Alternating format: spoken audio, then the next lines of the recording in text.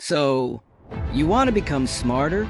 The world often tells us that it takes years of schooling, endless college semesters, and even more time in graduate programs to become smart. But after all that, many people end up struggling to find a job and wondering where it all went wrong.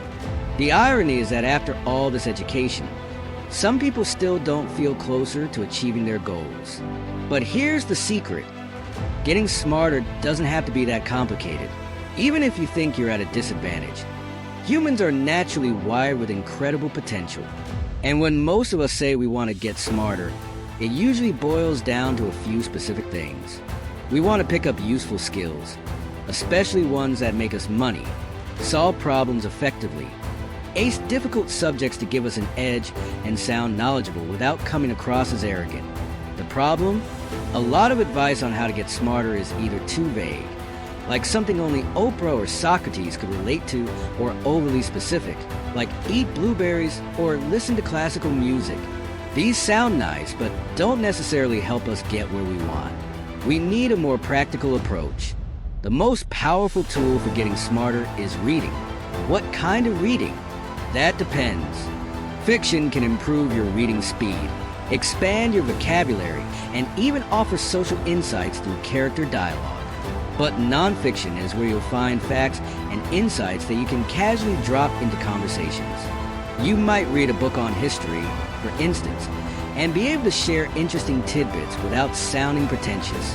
The trick? Don't correct people bluntly, but rather engage and share in a way that feels natural.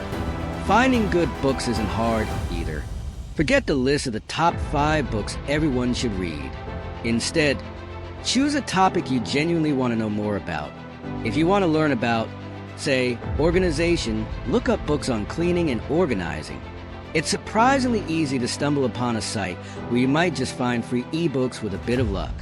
When it comes to learning skills, a key point is that knowledge sticks better when you put it into practice. Reading about a skill without actually trying it is like watching a tutorial on tying a tie without ever tying one. You learn by doing. So if you read about a technique, put it to use. Imagine situations where you'll need it, and your brain will start to see it as useful information, making it easier to retain. The brain remembers information better when it's tied to practical scenarios.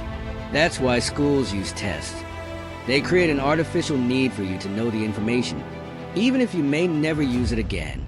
It's the same principle that helps when you create practice questions or run through scenarios on your own, pretending the stakes are high.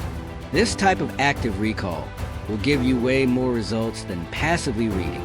That's why textbooks can be so effective. They're packed with solid information and include practice problems that simulate real-world applications. Sure, they may not be as entertaining as videos or articles, but they're invaluable if you're serious about building knowledge that lasts. So, if you're committed to becoming smarter, don't rely on surface-level brain hacks. Dig in, read deeply, put what you learn into practice, and test yourself. And if you happen to stumble across a website with free resources, well, use it wisely. And while you're here, don't forget to subscribe to support the journey of learning.